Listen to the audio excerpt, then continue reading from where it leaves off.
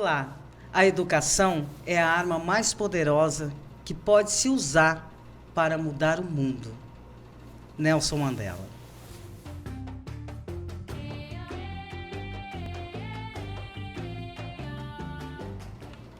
Olá, estamos dando início ao nosso podcast Questão de Pele, recebendo aqui Carlos Porto. Seja bem-vindo, Carlos Porto. Oi, Romilda, um prazer enorme. Assim, a gente estava conversando nos bastidores. Que legal, sabe, ter a questão de pele com você, a questão da nossa pele. É muito bacana, assim, eu fico feliz. Demorei, né? Mas vim aqui com prazer para poder dialogar com você. Esses momentos bacanas que a gente tem da vida, que a gente tem vivido, a superação de nós negros e mulheres negras e homens negros, e você é uma guerreira. E sim, estar nesse momento fazendo isso é fundamental para a nossa história. Eu fico feliz de estar aqui com você hoje. E você não sabe como me emociona. Olha, se eu contar a sua história, você vai nos emocionar, porque na verdade, assim, a sua história, nos encontrando no Barão do Rio Branco, eu e o Sionei, começando a falar sobre questão racial e você ali, mas por que eu tenho que ir lá no TEIS? Por quê? Você lembra disso? Lembro. E para você que está nos assistindo, nós temos essa história. Eu andando pela rua do centro da cidade, encontro Carlos Porto e Sionei, dois militantes históricos, e me convidam para uma reunião no Grupo TES. E foi a partir deste convite que tudo na minha vida muda, e hoje ter aqui Carlos Adalberto Pereira Porto muito me honra, eu que muito fico me deixa honrado. feliz, de verdade. E seja bem-vindo, vou me recompor aqui, viu, pessoas?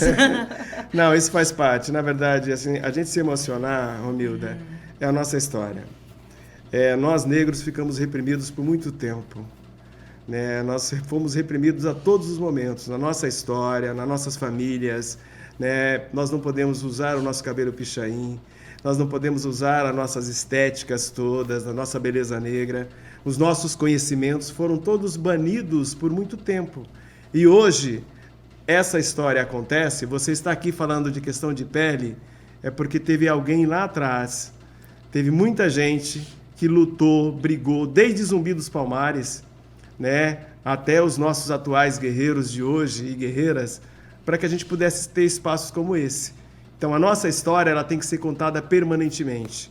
Nós temos que ter orgulho, e você é um orgulho disso para nós. Né? Você pode ter certeza que as suas filhas estão orgulhosas de você, né, pela história que você tem construído. Obrigada, Carlos. Bom, já dei uma respirada, porque de fato, viu, pessoas bonitas, ter aqui Carlos Porto, para mim, é muito significativo, são mais de 25 anos de militância, e tê-lo aqui, para mim, é muito gratificante. E hoje nós vamos conversar sobre várias coisas, inclusive sobre esse papel do movimento negro em relação às conquistas das políticas públicas para a população negra, mas, em especial, nós também iremos falar sobre o empreendedorismo negro. Hoje é uma das bandeiras que o Carlos está trazendo para Mato Grosso do Sul. Carlos, fale para a gente um pouco sobre como que está essa articulação junto à Reafro em relação ao empreendedorismo negro e trazendo isso para Mato Grosso do Sul. Na verdade, o que acontece com relação ao empreendedorismo, né, essa palavra aí que é nova, na verdade, assim, nós que vendemos, nós que consumimos, nós que fazemos.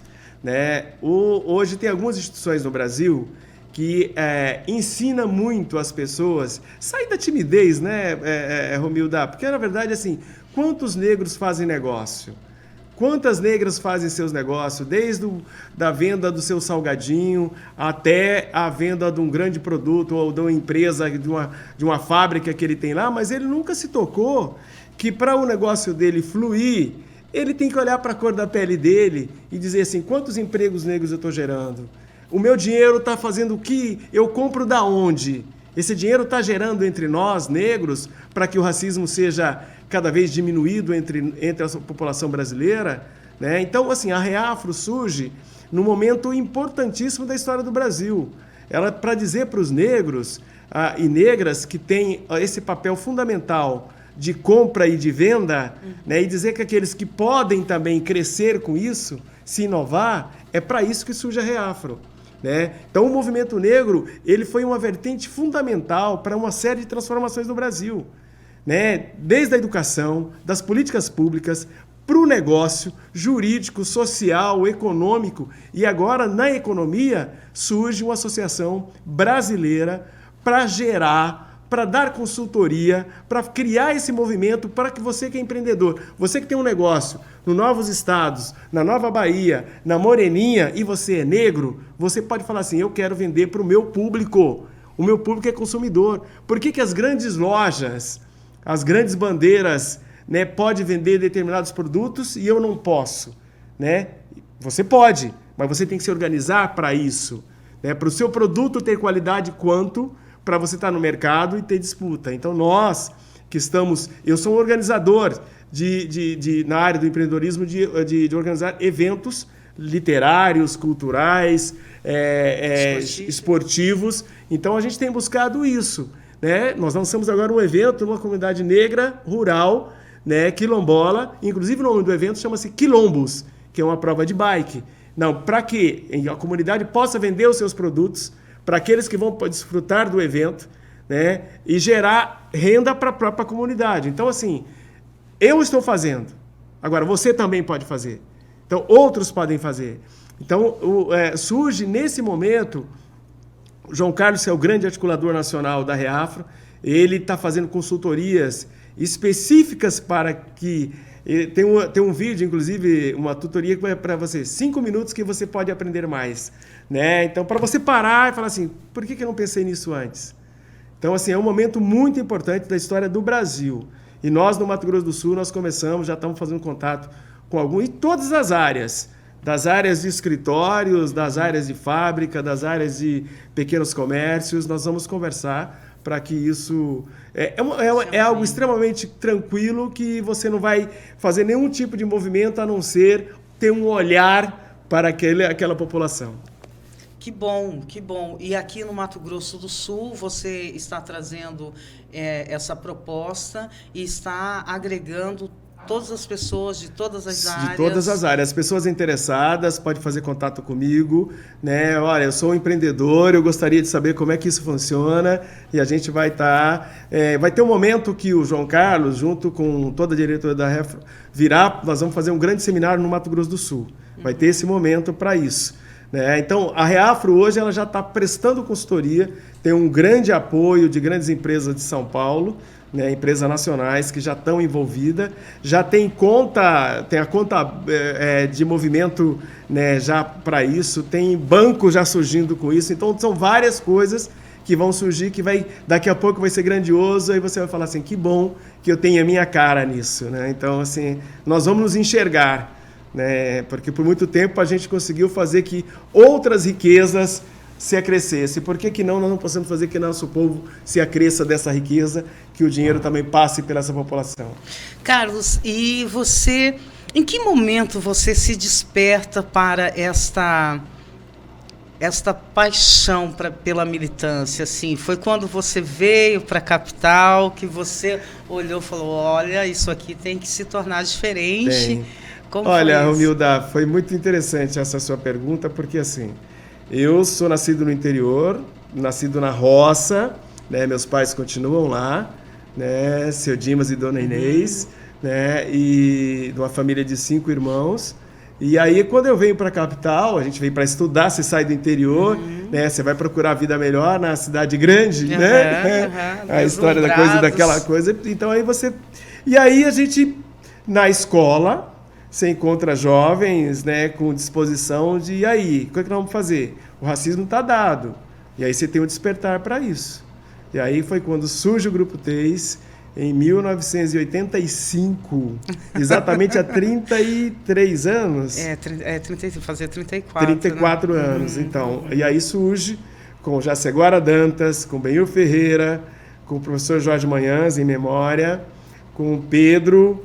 com Paulo Paraguaçu, né, e Carlos Porto. Aí, assim, esse grupo, aí depois vem Margarida, Edson Silva, em memória também. Mas, assim, foi nesse momento que foi o grande despertar. E aí depois eu vou para a vida pública, ser gestor de cultura, ser gestor de turismo, né? Fiquei 8 anos em Corumbá, fui 4 anos na gestão pública de turismo e cultura do Estado. Então, assim, também te dá uma bagagem, te dá uma experiência, mas nada melhor do que a vida, a militância em si, de você ter um olhar. E aí surge Silvia Constantino, surge Aracan, surge Caiodê, que hoje são os, família, né, que contemplam a minha vida a todos os momentos. Sem eles, hoje não sei como é que seria. Fazem parte de toda essa história. Então, assim, é fundamental. E hoje eu fico muito feliz de estar conversando com você, porque, assim, essa questão de pele me remete a tempos, parece que tão longe, mas tão presente. Noite do Pichain, Canoambo, né? Festa da Beleza Negra, tantas coisas que a gente tem, que nós fizemos aqui, não foi na Bahia, não. Nós não precisamos ir lá em Salvador, viver com Ileaê na Festa da Beleza Negra. Nós fizemos aqui, né? Nós despertamos para muitos negros e negras e para outras etnias esse processo de consciência, esse processo do viver e do respeito ao outro. Foi isso que nós fizemos e fazemos no nosso dia a dia. E diga-se de passagem que o Carlos Porto também foi conhecido como o Senhor das Festas, viu, gente? Ou seria, a cultura é algo que está muito aflorado nele, Sim. Então, e também ele viu a partir da cultura, que é algo que nos acompanha desde sempre, enquanto população negra, como um dos mecanismos de transformação. Sim, total. E aí, todas essas citações dele em relação aos eventos que realmente aconteceram e estão na memória de muitas pessoas que vivenciaram aquela época, seja de forma participativa ou ali só nos bastidores. Mas quando fala-se no Grupo TES, quando fala-se no Carlos Porto, não, as festas do Carlinhos. Então, tem uma lembrança, as pessoas né? têm uma uma lembrança lembrança muito legal, porque assim, essas festas, além de ser festas, né, por exemplo, nós fizemos Noite do Reggae. Então, assim, as pessoas, era um momento assim, que várias tribos da cidade se encontravam naquele ambiente. Né? E sabia que ali o tema era reggae, mas com a questão racial muito presente. Então, todas as tribos, então, assim, os antirracistas, todos estavam ali presentes porque queriam um mundo melhor e querem um mundo melhor.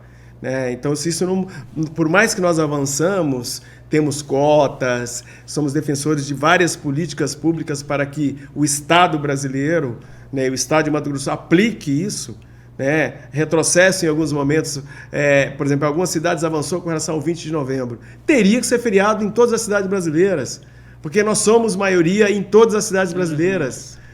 Né? E no Mato Grosso do Sul não é diferente. Entre negros e índios nós somos maioria. Somos mais de 52% da população. E isso tem que ser contado. Isso não é mimimi, isso não é chororô. Sabe, é a realidade que a gente precisa estar de frente. Né? Eu sempre falo para meus filhos, ande de cabeça erguida sempre. Ouse. Façam-se respeitar. Nunca se intimide por uma discriminação racial. Né? Por isso precisa ter coragem e consciência. Né? Porque tudo isso, para que você tenha um bom negócio, você não precisa ser melhor em nada, você precisa ser. Né? Porque um tempo a gente sempre falava, nós precisamos ser melhor para poder... Não, você tem que ser bom e ser respeitado pelo aquilo que você faz. Porque quando você tem capacidade, você vai mostrar e vai ser respeitado e vai ser tão honesto quanto aquele outro que pode fazer a mesma coisa e você é tão competitivo qual. Muito. E de fato seria, existem várias, já vivenciei várias situações, mas a que mais me marcou foi a situação do meu primeiro emprego, onde a pessoa disse que eu teria que ser 2 vezes melhor que o outro. E o que você traz agora na fala, não, você não tem que ser melhor do que o outro, você tem que ser o melhor de você. Não é? De você. Porque é isso que a gente precisa ser. É isso. Sabe, eu sempre falo isso, eu quero ser... Cada ato que eu faço dos meus negócios, eu quero que ele seja sempre o melhor daquele momento. Não eu. Só que assim, é a minha imagem, é o meu conceito, é o que eu estou fazendo com responsabilidade da entrega que eu preciso fazer. E aí cada um, se você olhar isso para o mundo, é o respeito. Ah, mas ele é negro, será que ele vai dar conta? Aconteceu isso comigo também, Romilda. Na gestão pública, né, quando você ocupa um cargo de secretário de Estado ou de município, a primeira coisa, será que ele vai dar conta? Um cargo de chefia, né, Carlos? Um cargo de chefia. Será que você vai dar conta? Que questionamento mais absurdo hoje, né? Nós podemos falar hoje, a gente teve um tempo que a gente ficava assim, será que eu preciso... Você tinha um certo medo, né? Certo temor de fazer um enfrentamento. Hoje não. Fala assim, por que você está me olhando assim? Você acha que eu... Porque os olhares falam. Sim. Os olhares te intimidam. Sim. E aí você precisa ter coragem, ter firmeza para dizer, eu posso e eu quero e eu vou fazer. Né? Então é nesse aspecto que, assim... Então, questão de pele é você ser autêntico, é você ser verdadeiro com você mesmo, para que o outro te respeite, para que o outro possa falar, ele tem capacidade e ele é capaz de ser gestor em qualquer área. Exatamente, viu? O nosso podcast, ele traz isso como também uma forma de dizer para quem está nos assistindo da importância de fazer, da onde você estiver, Com de certeza. se colocar, de se posicionar. Ou seria, quando eu recebi o convite para contribuir com esse debate, muito me honra, porque assim, Carlos, tem noção de quantas pessoas que muitas vezes estão num mundo tão além do que é realmente, e por uma única fala, ela se percebe. Com certeza, é isso, é um estalo. É igual a questão da musicalidade. A pessoa escutou um barulho de um tambor do ripinique, do tambor do ilê. Eu vou fazer música. Não é? Então desperta, fala, por que eu não fiz? Aí começa a tocar na caixinha de fósforo, começa a fazer um batuque na mesa. E vai. E a música surge. Nós somos bons na música, nós somos bons na literatura, nós somos bons na economia, nós somos bons. Nós negros precisamos entender isso. Chega de chibatada. Essa história já passou.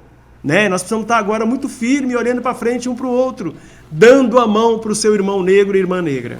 Bom, a pergunta ela não é exatamente do que motiva você a inserir a pauta racial negra, porque penso eu que eu sei o que motiva, né? Por questões óbvias, Sim. Certo? Mas em especial pela sua sensibilidade em relação à questão.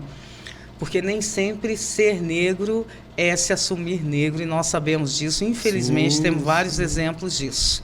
Mas quando você, por exemplo, coordena a feira literária, e aí na sua programação, é fato, tem na pauta a questão racial, você sempre traz o cantor negro, a escritora negra, alguém, entende? Assim, do seu corpo de colaboradores para que essa feira literária aconteça, tem.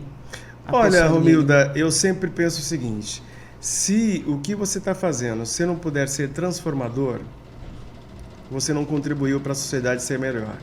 Então, quando eu faço uma feira literária, eu levo lá Antônio Pitanga, eu trago o Chico César. Djamila Ribeiro.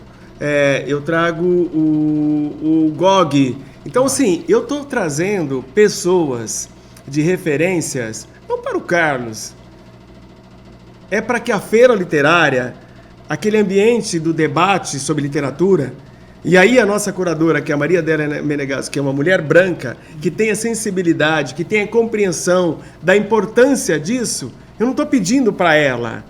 Isso é debatido, e eu falo da importância, e você foi muito claro, mas precisa ter alguém ali que tenha essa coragem de falar, nós vamos fazer isso. Sim. Porque você também transforma todo aquele outro corpo que não tem esse entendimento. E a feira é para isso. Né? Quando a gente pensa num festival de artes negras, né? Porque você pode ter artistas brancos no festival, que é justamente o oposto, né? Você está falando, eu quero que essa contribuição venha para que o mundo seja melhor. E nós temos isso. É trabalhar o conceito do que você pode ser melhor, para um mundo melhor, para as relações serem melhor.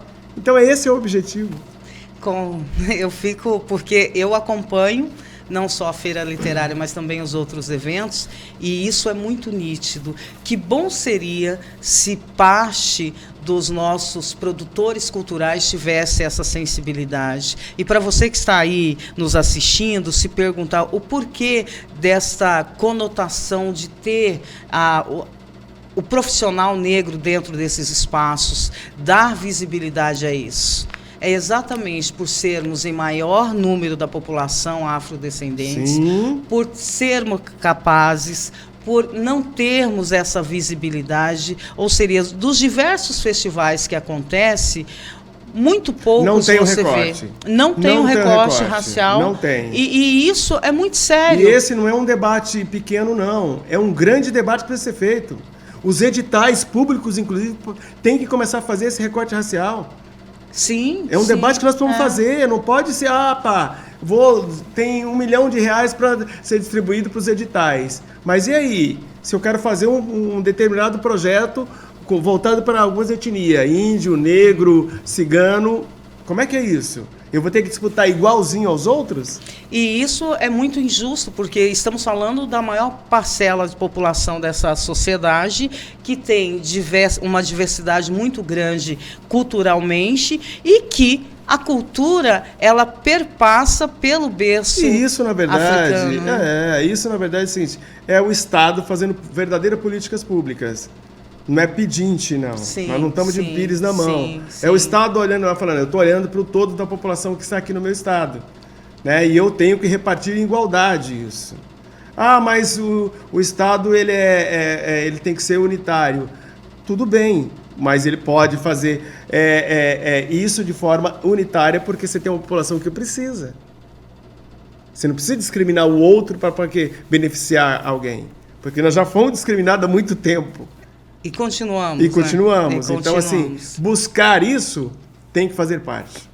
Tem que fazer parte, e a gente precisa de pessoas como você e demais pessoas que possam vir somar na luta para diminuir tudo isso que está colocado por esta sociedade racista, por essa sociedade que muitas vezes, de forma proposital, nos deixam à margem de todas as ações culturais, de todas as ações que envolvem o crescimento e empoderamento da pessoa enquanto cidadão e cidadã.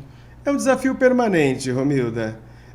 Para que a gente possa ter a nossa pele respeitada, a gente tem que desafiar a nós mesmos e ao ambiente que você vive. Então, os desafios são permanentes. Então, por isso aqui, estar com você é um desafio. Com certeza. Carlos, as suas redes sociais? É tudo Carlos Porto. Só ir nas redes sociais, acha Carlos Porto, tá tudo lá. E com a empresa é Bolt Realizações, está lá nas redes sociais, que é Bolt, é um raio, é luz, é energia, é vontade. Que bom, que bom. Muito obrigada. É um bate-papo rápido, mas está convidadíssimo a voltar. Eu quero assim, de pronto, dizer para você assim, que eu fico muito feliz de verdade. Você é uma das mulheres que dá exemplo. E mulheres como você têm que fazer isso que você está fazendo. Quero te cumprimentar aqui no podcast e dizer assim, avante sempre. Muito obrigado, Carlos. Questão de pele, com Carlos Adalberto Pereira Porto. Carlinhos.